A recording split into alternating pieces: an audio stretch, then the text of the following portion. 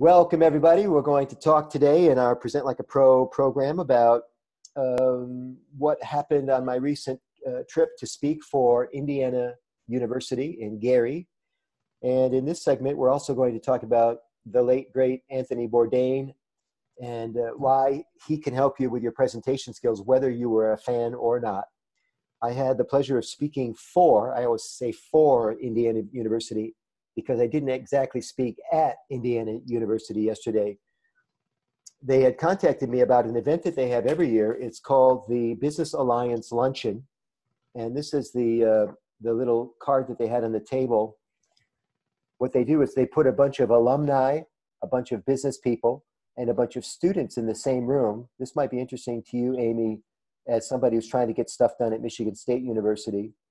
And then they have a guest speaker come in. That's the little plug that they gave me. And they put, I don't know, maybe 100 people in the room. And I don't know how well they promoted it, but they put 100 people in this room for this Business Alliance Luncheon. It's an annual event for them. And they get a lot of stuff done in a short period of time. They re-engage the alumni that's still in the area. They connect the business people to the university. They introduce the students in the university to business opportunities because they have, I don't know how many students they had, maybe 25 students sit at various tables strategically placed with business people so they could chat each other up, which was pretty cool. Then we did photo opportunities afterward. They treat them to a world-class presentation. I know it was world-class because I delivered it this year. I don't know who they get from year to year, but I assume they try to get good speakers so that they can give everybody a good show. And then they have these sponsors that actually pay for the privilege of being there. So they have platinum sponsors, and you can see some of the names are fairly big, gold and silver. I don't know what the dollar figures are, but I assume they break even on the lunch, or maybe even make a little bit of money. And who knows what they do with that money that they save. But it's a fantastic way to put people together. We had a good time. I spoke on the power of first impressions. I needed a topic that would appeal to everybody. And so I played off the fact that there were a lot of younger people in the room who are still maybe even romantic about the idea of meeting somebody. It's a big deal to meet somebody. I'm going to dress special. I'm going to put on my best elevator speech. I'm going to be really open to any opportunities in this new relationship, potential new relationship. And then I played that off against older people who have met so many people through the decades, they don't even try anymore. And it was kind of fun. I just kind of joked about both groups and how they approached the situation. We did not video the entire presentation, but you can find snippets of it once I get them rendered. And this is an old trick I've been using forever, not only to promote my own brand, but to tell people what happened at the talk and help you get ideas for your next event. So there are little 2-minute, 5-minute clips in my phone that I'm going to upload to my YouTube channel at Angelo Caruso. And then I'll plug Indiana University. I'll plug the name of the program. I'll plug, my own brand, and everybody wins. If I have the presence of mind, I'll even type in the name of the sponsors, and I'll tag them so that if you actually search Centre Bank on YouTube, guess whose video comes up? Me. So this is all marketing. You can do this for your company, but it takes a system, and you have to be organized. And I'm teaching you in this class how to do it. So, you can follow this formula, success formula, or you can ignore it, but it's your choice. It's available to you. So that's what I'm just back from. I got a chance to see Michael Jackson's Boyhood Home. When I was typing it was raining, and I had an umbrella over my head, and I was, texting with one hand into Facebook because it was a Facebook Live segment. And Facebook, what do you call that thing? What do you call that thing that corrects your typing? Autocorrect. Autocorrect got a hold of it, and they put in Michael Jackson's Boyfriend's Home. My phone lit up with texts and messages. Did you mean boyfriend? Ha, ha, ha. And I'm like, what are you talking about? I went back in and fixed it after the fact, but it was interesting to me because I, of course, come from a music background. I was also in a band with my brothers, nothing like the Jackson success by any stretch. But if you haven't been in a band with your brothers, you do not belong to this club. And Also, Michael Jackson was born the same year I was, 9 days later, something like that. And so a lot of people feel a connection to Michael Jackson. I'm no different than most people. That connection withered and dissipated a little bit when things came out about his personal life. But the man achieved great things. The family achieved great things. And if you ever get a chance to visit the home and see those humble beginnings, man, it just lets you know what's possible with a little bit of hard work, maybe a lot of hard work, and some luck. It was a nice visit for me. By the way, you can't even go into the house. You have to watch it from the outside. It's not much to look at by definition, but worth the trip. Not, that I was in Gary, and I'm glad I went. So let's talk about vocabulary and how this works. I've said for some time, if you're taking notes at home, everybody, that people judge us based on the signals that we send. There are only two types of signals. Write them down: verbal and nonverbal. Which signal is most important when you're presenting? Anybody?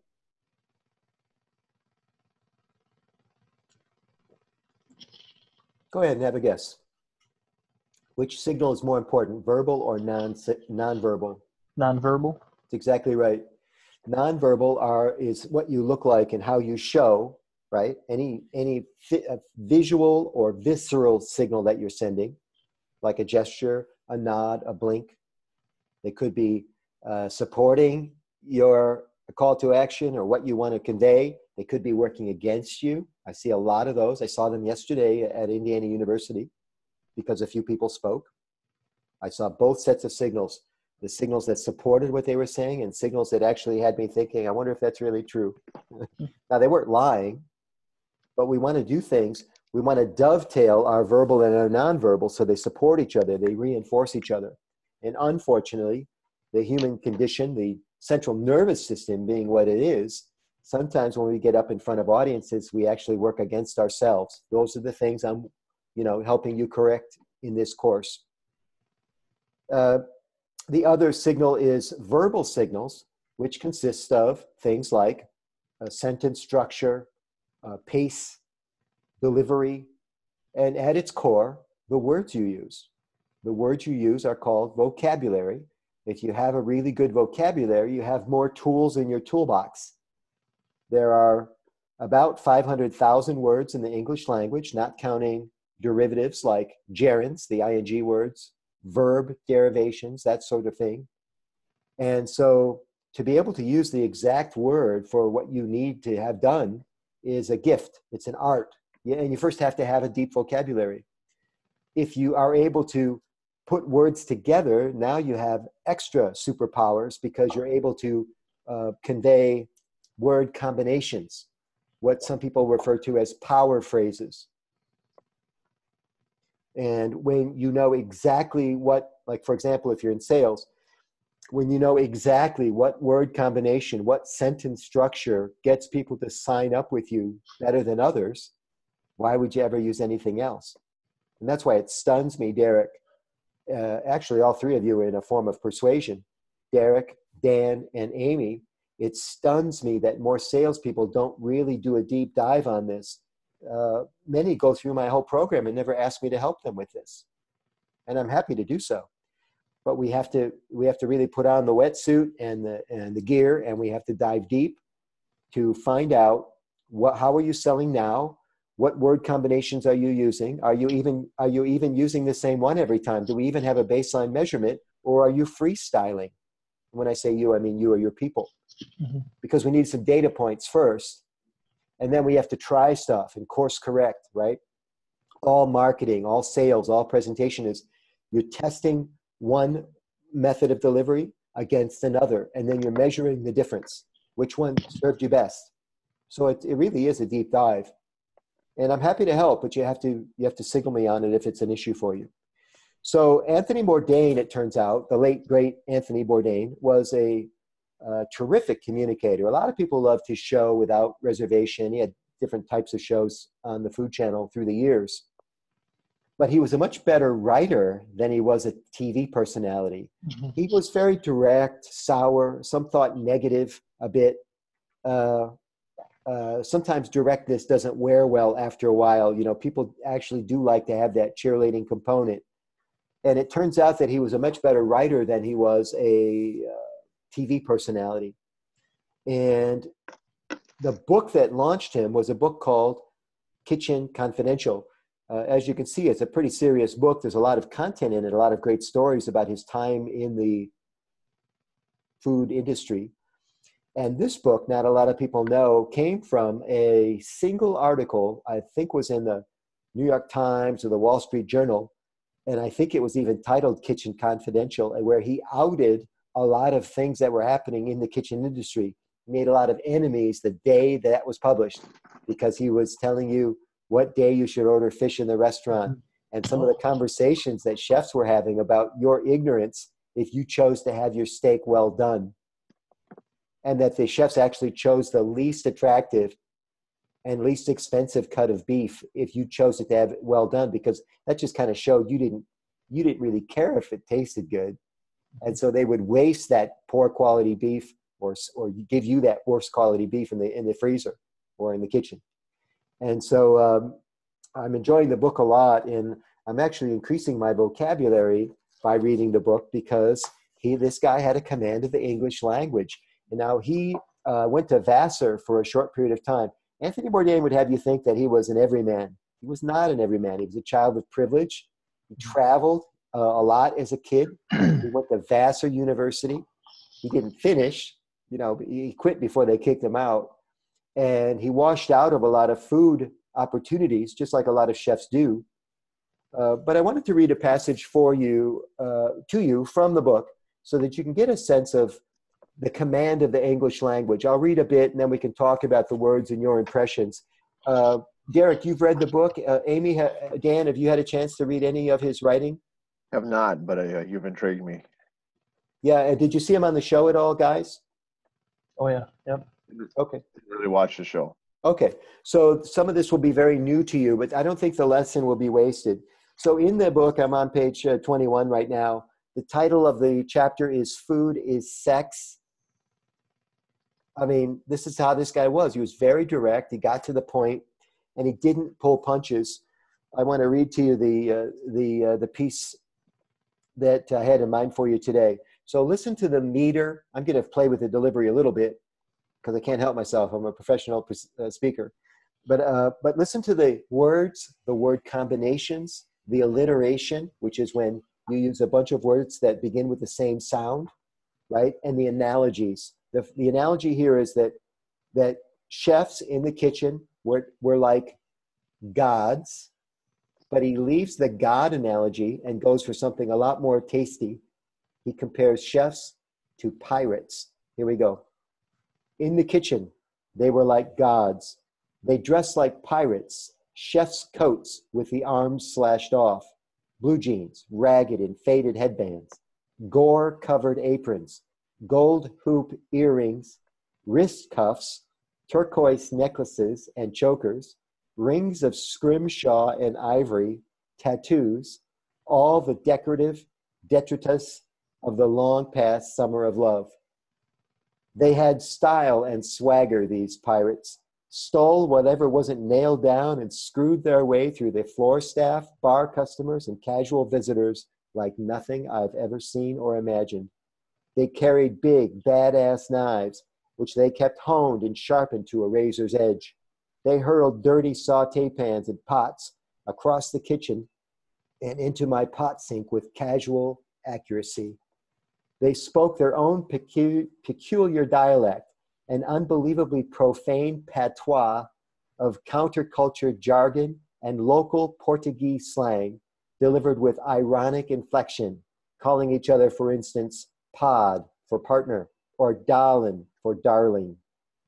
They looted the place for everything it was worth, stocking up well in advance for the lean months of the off season, and on and on and on. Boy, he really painted a cast of characters, didn't he? I'm not a fan of pirates, but he almost kind of glamorized. Like, I wouldn't want to be close to a pirate, but man, you can't take your eyes off this motley crew, right? And that's who he worked with, and they were proud of it. And the way he uses these visual words, I don't know what some of these words are, but I know what chef's coats with the arms slashed off blue jeans, ragged and faded headbands, gore-covered aprons. What's the gore that he's talking about? Blood. Yeah, off the blood, meat. food, right? Gold hoop earrings, pirates, right? Wrist cuffs, turquoise necklaces. Notice, I've told you before that we want to speak in all five senses.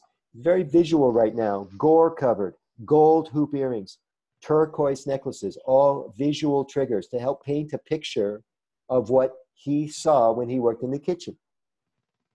And then he attacked other things like sensibilities. They had style and swagger. They seemed afraid of nothing.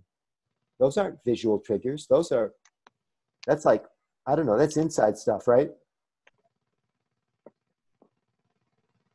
And so what happens when you speak like this, as Anthony Bourdain does in Kitchen Confidential, and as he did on his television show, you command attention. You know, I don't know what the word patois even means. I still have to look it up. I always write in my books and I make little notes to myself. So I'll look it up now or I'll look it up later. But before I toss this or give it away or put it on the shelf, I go back through it and clean up whatever it is I didn't get the first time. And I'm going to be hitting patois, whatever the hell that means. I like it. So when Anthony Bourdain uses the word I don't know, that tells me that Anthony Bourdain is smarter than me. This guy that does not pride himself on being, you know, affluent or upwardly mobile or elite, but he uses a word like patois, he is. And then I listen more carefully. Because if he really was a pirate, I probably wouldn't read his damn book. But he's like an educated, affluent, upwardly mobile pirate, which makes him all the more appealing to me. You can borrow from Anthony Bourdain and grow your vocabulary by using words once in a while, not all the time, once in a while, that people don't recognize. We call them $1 million words or $1,000 words or $100 words. Use the right denomination in the right environment, depending on who you're speaking to. Questions about vocabulary?